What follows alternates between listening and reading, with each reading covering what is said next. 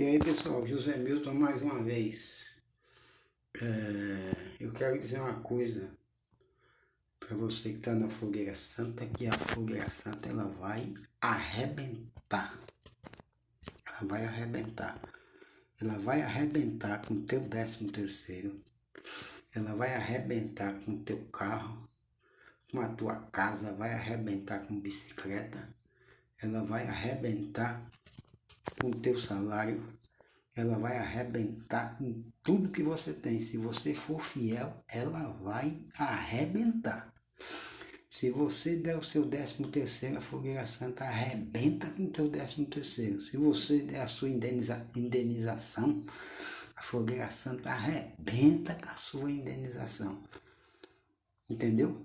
Se você sacrificar seu carro, se você sacrificar sua casa, a Fogueira Santa vai arrebentar com o teu carro, com a tua casa, ela vai arrebentar com tudo.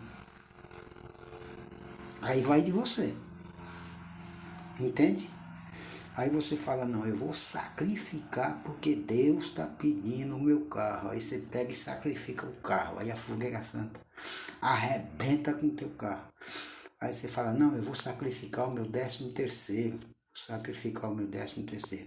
Aí você sacrifica o 13º porque Deus está pedindo, Deus precisa. Ele precisa pagar a conta de água, a conta de luz dele lá no céu. Senão, a Sabesp vai cortar a conta de água e de luz do céu. Então ele precisa do seu dinheiro.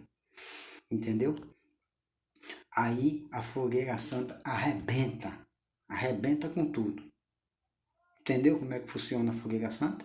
Se você for fiel, a Fogueira Santa vai arrebentar com a tua vida. Tchau, tchau, pessoal. Até mais. Até o nosso próximo vídeo.